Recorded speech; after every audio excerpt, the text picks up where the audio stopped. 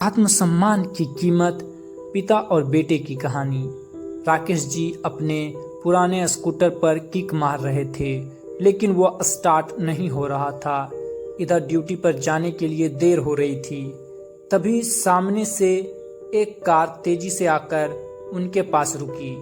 पापा, कब तक इस खटारा स्कूटर को चलाते रहोगे? चलो मेरे साथ, मैं आपको ऑफिस छोड़ देता हूँ। बेटे की बात सुनकर राकेश जी ने अनसुना कर दिया और स्कूटर में किक मारते रहे।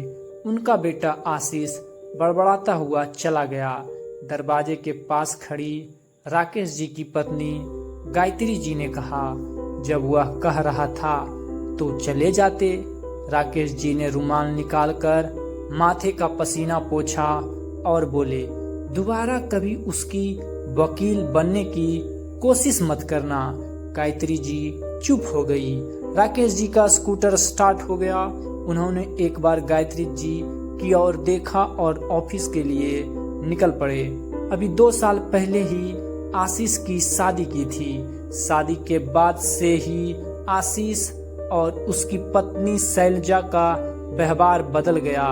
दोनों अलग हो गए। वो तो अच्छा हुआ राकेश जी ने बेटे की बात मानकर जॉब नहीं छोड़ी, वरना आज भूखे मरते। इधर शाम को जब आशीष घर पहुंचा तो शैलजा गुस्से से बोली, हो गई तसल्ली बेइज्जती कराकर? गली में सब देख रहे थे और तुम्हारे पापा जैसा उन्होंने तो सोच ही रखा है तुम्हारी बेइज्जती करने का। आशीष को भी गुस्सा आ रहा था। वो बोला, तुम ठीक कह रही हो, मैं कल ही मकान ढूंढता हूँ, अब हम यहाँ नहीं रहेंगे। दोनों दिन बाद वह अपने नए घर में शिफ्ट हो गए। गायत्री जी रो रही थी। अलग था तो क्या हुआ, कम से कम सामने तो था। उन्होंने राकेश जी की ओर देखते हुए कहा। राकेश जी कुछ नहीं बोले। राकेश जी जैसे जिंदा दिल इंसान, जिन्होंने अपनी छोटी सी नौकरी में पैसे बचाकर और कर्ज लेकर आशीष को पढ़ाया। जब वह सरकारी ऑफिसर बना तो राकेश जी को लगा जैसे उनका जीवन सफल हो गया, लेकिन बहू बेटे की बेरुखी ने उन्हें तोड़ कर रख दिया। अब वो बिल्कुल शांत रहते हैं। बस उन्हें एक ही चिंता थी कि उनके बाद गायत्री का क्या होगा। कई महीनों बाद आशीष अपनी माँ से मिलने आया। आशीष को देख गायत्री जी बहुत खुश हुई। आशीष बोला, मम्मी, तुम्हारी बहू प्रेग्नेंट है। हम चाहते हैं कि आप और पापा हमारे साथ रहो। शैलजा बहुत परेशान है।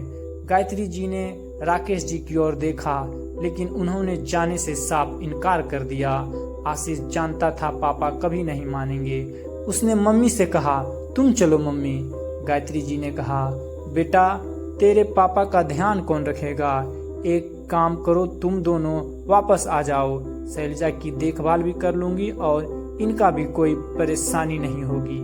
तभी राकेश जी ने लगभग चिल्लाते हुए कहा, इसका पोर्शन मैंने किराए पर दे दिया है, 2 दिन बाद वो लोग आ जाएंगे।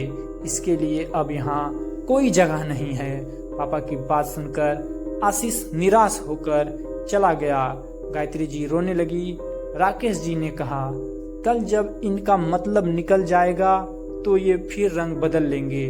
कल अगर मुझे कुछ हो गया तो तुम इनकी नौकरानी बनकर रहेगी। इससे अच्छा है अपने सम्मान के साथ उनसे अलग रहें। ऊपर किराएदार देने तो घर की देखभाल भी होगा और पैसा भी आएगा।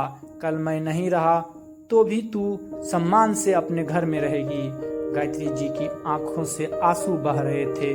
ठीक ही तो कह रहे हैं थे राकेश जी।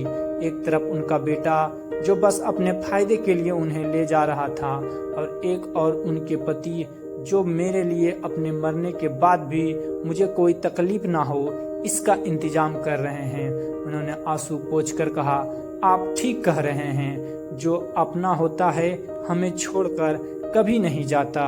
आज से नई जिंदगी की शुरुआत करते हैं, जहां बस हम दोनों एक दूसरे का साथ निभाएंगे।